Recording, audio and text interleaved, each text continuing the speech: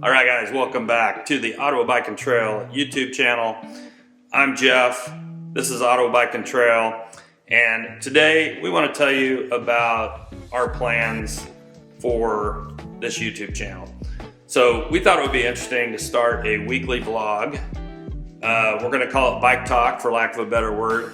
And the idea is that each week we're going to give you some insights into what it's like to own and operate a small independent bike shop in a small town here in gravel country, Kansas. The main thing about this vlog is that we want to hear from you. We want to get your thoughts, get your feedback, build a community around the things that we love, and that is steel bikes, alt cycling, bike packing, gravel riding, all of those things. So if that's you, be sure and subscribe and get involved, leave a comment. We want to hear from you. So every week we want to have a new topic. And this week we're going to talk about, can we survive the winter? That's right, winter is almost upon us. Daylight savings time starts tomorrow. So for us, the winter season runs from about November 1st through March. And every year it's a struggle.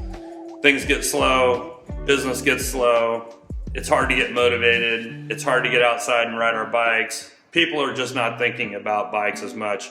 So we're gonna talk a little bit about what we're planning to do this winter to help get through. We're also gonna talk a little bit about, from a personal standpoint, what I plan to do to stay motivated. And the last thing I wanna tell you about, stay tuned until the end, because each week in these vlogs we want to give you some product suggestions, things that we're really excited about, things that we want to let you know about. So we'll do that at the end of each of these vlogs, and hopefully we can keep this going every week. Hopefully you find this interesting. So let's get right into it.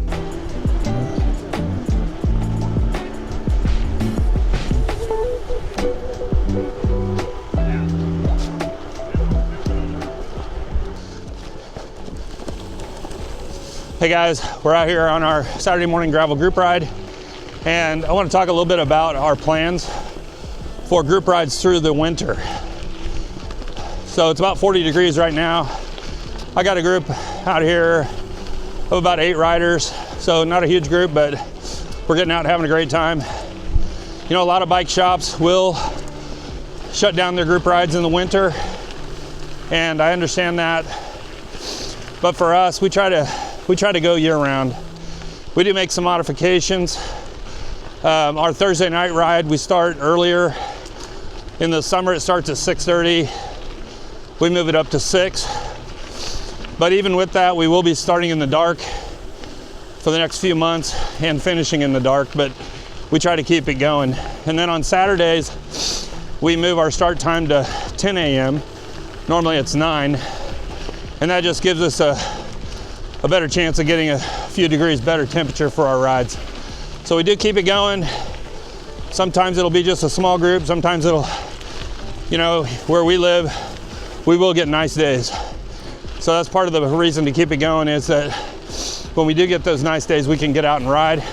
Our goal is to at least get in a 10-mile ride. So even if, you know, it's a little cold or the conditions aren't great, we feel like it's still better than nothing if we get a 10-mile ride in. We will cancel on occasion if the temperatures just don't allow for it, or if the road conditions aren't safe.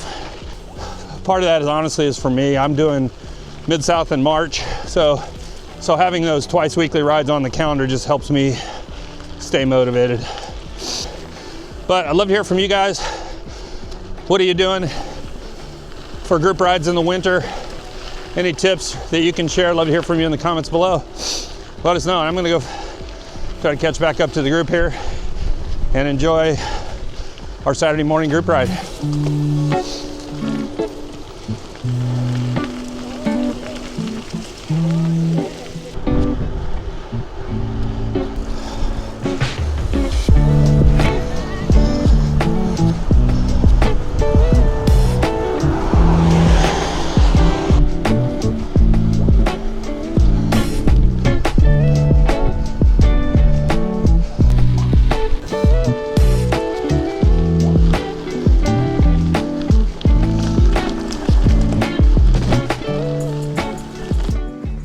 so it's not just the weather this year that has me a little bit concerned. The economic situation is obviously challenging here in the United States, and the tariff conditions are absolutely horrible for the bike business and especially for small business. So we're seeing price increases across the board on just about everything, and it's all due to the tariffs.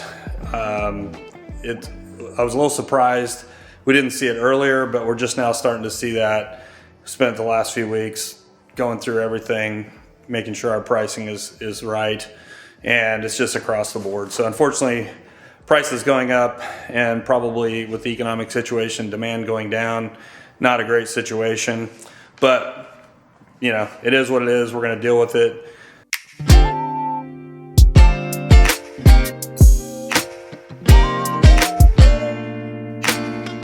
A couple things that we do in the winter that keep us motivated, keep us excited, and one is custom builds. So you see the builds that we do for our channel here. We also love doing custom builds for customers.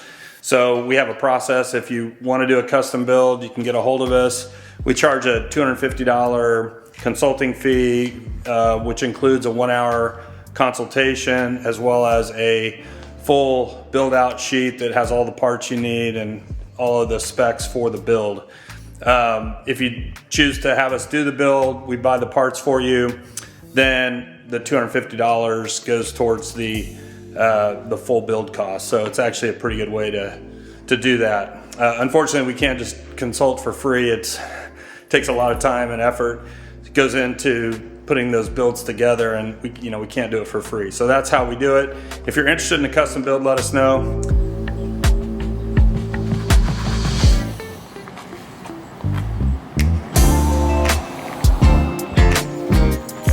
And on a related note, I want to talk a little bit about Rivendell. So if you've been following along, you know that we are a Rivendell dealer. We became a dealer about 2 years ago, and we did have some inventory of Rivendells coming through the shop. Unfortunately, around that time, Rivendell decided to pause their dealer program. I think it was a situation where their supply was not able to keep up with the demand of direct customers, so they kind of paused the dealer program. But that is now back on track. We've got our first Rivendells coming in the shop in December or January. We've just got a handful of Appaloosas that will be in the shop. We'll be building up for customers. I'm looking forward to building one of those for myself as well. So we'll have one for you to look at, a demo. And if you are interested in an Appaloosa build or any other Rivendell bikes, do let us know, and we'll do our best to make sure when those bikes are available that we'll be able to pre-order them for you. So there is a schedule. I'll do another video and talk a little bit about that, but there is a schedule of bikes over the next year that will be coming out, and we'll be able to get our hands on them, hopefully. So if you're a Rivendell fan and you're interested in their bikes, let us know. We'd love to help you out.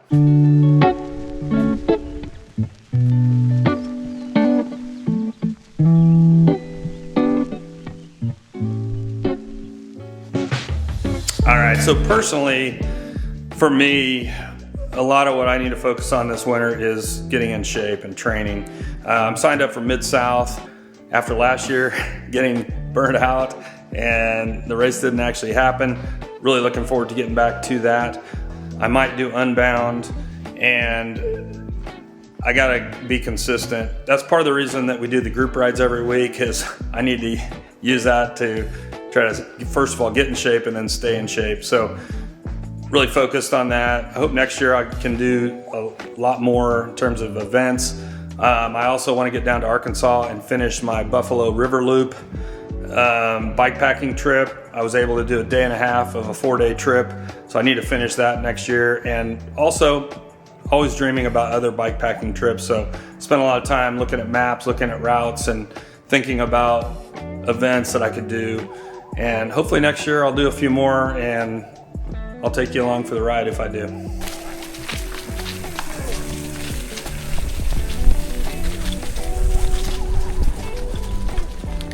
One other activity that I plan on focusing on this winter to both help me stay motivated and also get in shape is mountain biking. So I'm not a great mountain biker, but I've been going out every week with my buddy Marco, hitting some trails, getting more confident.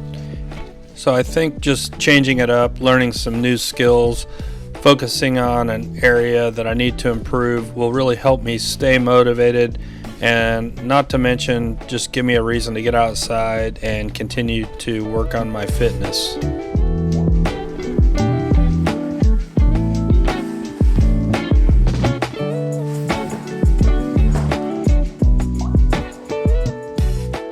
And of course, the winter, when we're slow, gives me time to do more creative things like work on my YouTube channel. So we've got a bunch of projects planned. Got some custom builds. We got some surly content we're working on. In fact, I just added a bike to my collection that I can't wait to tell you about.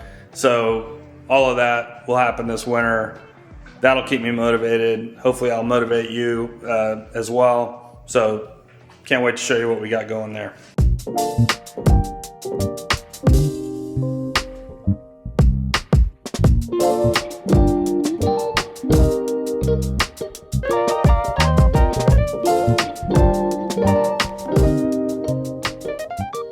So as promised, I want to tell you about a few of our favorite things this week. And the first one is something that we don't even sell in the store, but I want to tell you about it. When I was growing up, we were obsessed with magazines, BMX magazines, skateboard magazines. That's how we found out about everything. Obviously today, everything's changed. Magazines are really not a thing, but there is one magazine out there that I look forward to. I've gotten just about every issue, and that is Calling in Sick. This is an incredible magazine. They used to call it the Extreme Alternative Cycling magazine. They've kind of changed and branched out, and they do a little bit more now, but I just got issue 15 in the mail. I read this thing cover to cover. It's incredible. So the guy that puts this magazine together, his name is Adam Lebo.